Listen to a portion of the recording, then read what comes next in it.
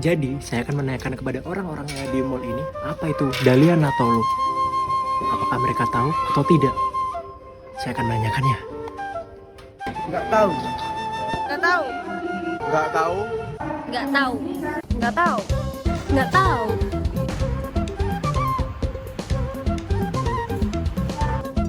Nggak tahu. Nggak tahu. Tidak tahu. Entah apa. Keterang. Nggak tahu. Nggak tahu. Nggak tahu, nggak tahu, nggak tahu.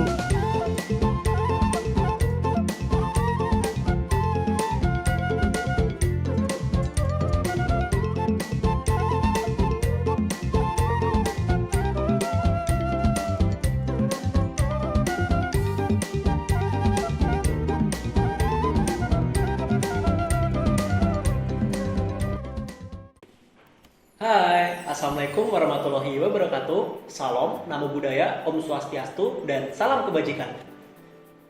Halo semua, selamat pagi, siang, sore, dan malam.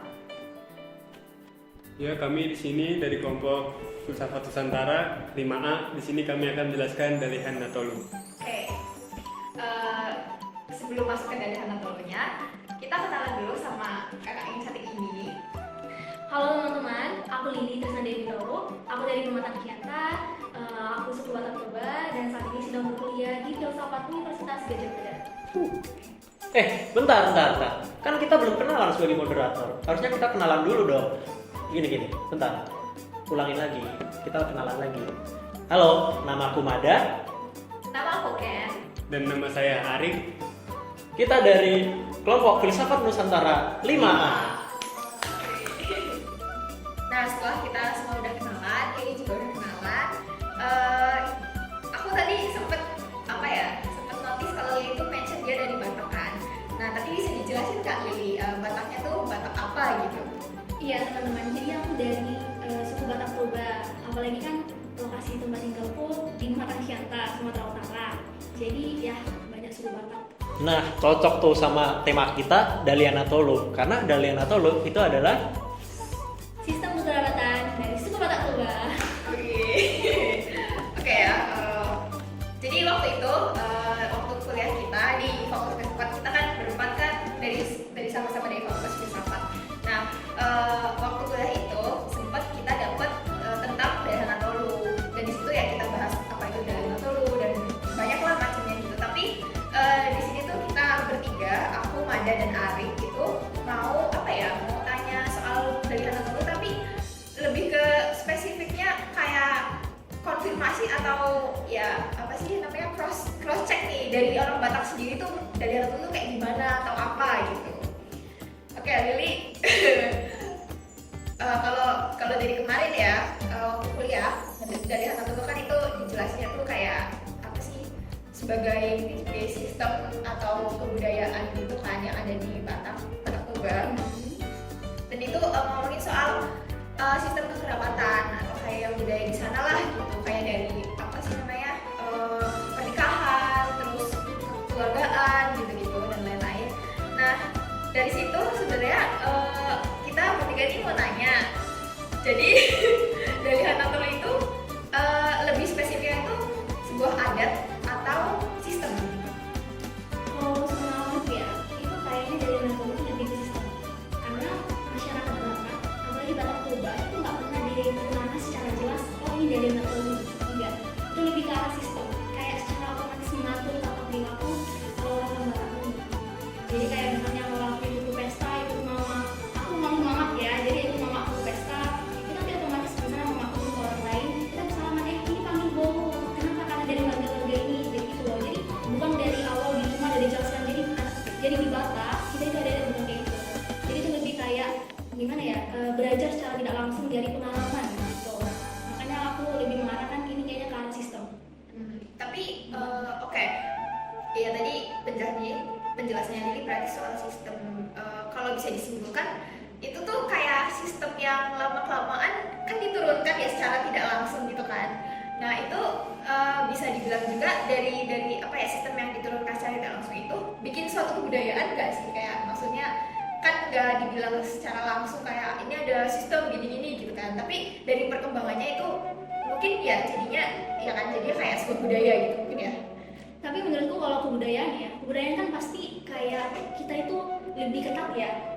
Nah ini kan gimana dengan sifat manusia yang mungkin ada yang miskin, ada yang kaya, ada egois, ada sombong. Jadi kayak dari Natolu ini kalau dari bilang budaya itu kayaknya udah nggak betul, karena kayak masyarakat Batak itu udah lebih apa ya, nggak mau menghormati misalnya yang kaya ya. Ini jelas-jelas kalau yang kaya misalnya jumpa hula-hulanya yang miskin itu nggak terlalu menerapkan sistem dari Natolu. Jadi ini udah lebih nggak kebudayaan. Mungkin kalau tradisi nenek moyang ke atas itu masih budayanya. Nah, aku juga mau tanya nih, Li. Apakah semisal Batak Toba itu kalau keluar dari area dari Batak Toba itu sendiri, misal ke Jawa, Kalimantan, atau mungkin Papua, atau Nusa Tenggara, Timur, Barat, atau di mana lah, pokoknya di luar Batak itu sendiri, apakah sistem Dalian Natolu itu masih diterapkan oleh masyarakat Batak Toba itu sendiri? Pasti masih, karena kan gimana ya, ini kan Dalian Natolu ini kan sistem kedapatan di antara masyarakat Bataknya, jadi nggak tergantung di suatu lokasi. Jadi kalau dari lokasi yang misalnya kita tahu lah, suku Batak dari sekitar Danau Toba, Sumatera Utara, nah misalnya kita pindah ke Yogyakarta, ke Jawa, aku jumpa dengan saudara Batakku, itu tetap pasti akan memperlakukan Dalian Natolu, walaupun kami tidak secara gamblang mengatakan ini karena kita berlaku seperti ini karena Dalian Natolu, seperti itu. Oke. Berarti itu ya teman-teman, apa Dalian Natolu itu nggak tereksklusifkan di wilayahnya aja gitu kan. Betul. Lebih ke ya tadi karena itu namanya sistem gitu kan, berarti ya gimana maksudnya apa ya, lebih ke orangnya gitu kan, lebih ke masyarakatnya, kayak ya itu tadi ada suku-suku Bataknya. Iya betul, suku Batak. Oke. Tadi kan sempat pertama kan di-mention soal Dalian Natolu. Di sini kita hanya ingin ingin menanyakan lebih konkretnya istilah-istilah apa itu sebenarnya sih Dalian Natolu yang sebenarnya. Oke. Jadi kan udah aku jelaskan ya, kalau Dalian Natolu kan nggak secara gamblang diajarkan. Jadi kayak kalau tanya sama orang suku Batak yang lain, kalau tanya Dalian Natolu apa sih, itu pasti minim yang tahu. Nggak tahu gitu. Kalau misalnya kalian jelaskan lebih rinci, misalnya kayak Dalian Natolu itu sistem kerabatan yang kayak makanya kau manggil dia paman, atau kau tahu dia manggil dia namborung, nah mungkin mereka pasti mention. Jadi kalau istilahnya dari Dalian Natolu, karena mungkin aku udah belajar juga sama kita di kelas, kalian juga jelaskan. Jadi yang aku tangkap itu Dalian Natolu itu kan ada 3 istilah. Pertama itu hula-hula, baru manat perdoman tubuh, sama ada ya boru. Nah kalau istilah 3 ini sendiri, kalau ditanya ya sebagai aku suku Batak, apakah aku hafal atau apakah aku tahu dari 3 istilah ini? Nah jawabanku iya, karena itu kayak udah orang-orang Batak itu pasti tahu. Kalau dibilang hula-hula tahu, tapi kalau Dalian Natolu itu nggak tahu. Tapi hula-hula tahu, boru itu tahu, manat perdoman tubuh tahu, tapi Dalian Natolu nggak tahu. Jadi kesimpulannya Dalian Natolu orang itu nggak tahu, tapi langsung ke inti dari Dalian Natolu mereka tahu. Nah kalau aku jelaskan lagi, itu hula-hula itu kayak dari pihak keluarganya perempuan, kayak ibu atau istri. Jadi kalau misalnya istri itu kan berarti ipar kita.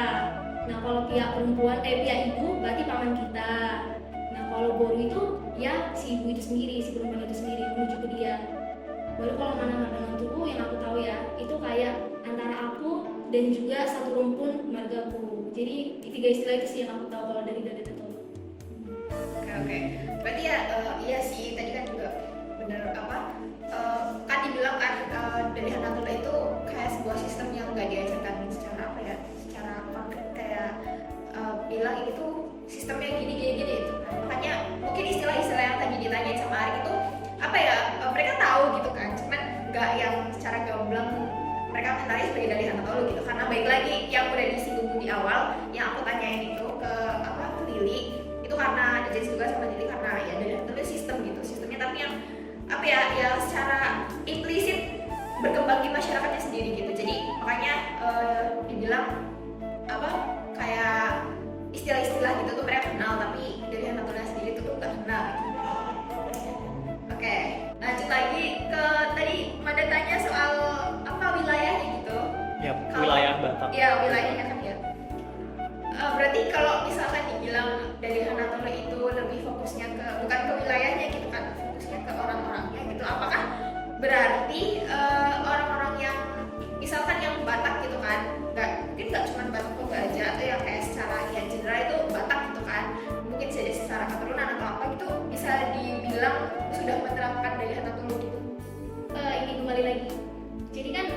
Dalil Natolu ini itu kan terjadi pada masyarakat Batak.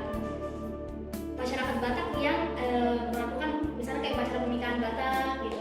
Pokoknya tradisi-tradisi yang pokoknya Batak lah. Jadi kalau misalnya kita jumpa orang Batak di Jakarta, misalnya ayahnya udah nikah sama suku yang lain, baru ikut suku yang ada di Jakarta sana, itu pasti Dalil Natolu ini ya ngapain gitu loh. Kan Dalil Natolu kan cuma sistem kerabatan antara masyarakat yang Bataknya.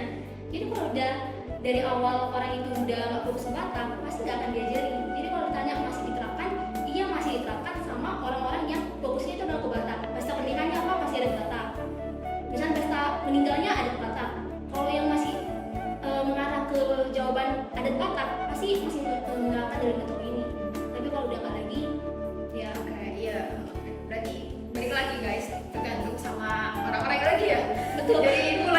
Dari mulai fondasi sistemnya sampai kayak apa sih namanya perkembangan sistemnya gitu sampai jadi tadi dibilang ya bukan kemudian juga ya gitu kan.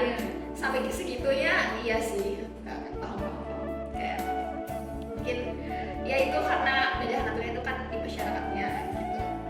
Oke, berarti udah nggak. Tadi kesimpulannya berarti ada berapa nih? Ada 4 ya jadinya. 4 kan? Oke. Apa jadi ya? Jelasin. 4 tadi kesimpulannya pertama soal belajar naturnya secara umum pengertiannya kalau apa belajar juga sih kayak ya general knowledge-nya soal belajar dulu. Terus kedua tidak tergantung daerah. Terus yang ketiga itu soal sistem atau kebudayaan. Belajar naturnya ini sebuah sistem atau kebudayaan gitu. Dan yang terakhir itu ada istilah-istilah yang di dalam belajar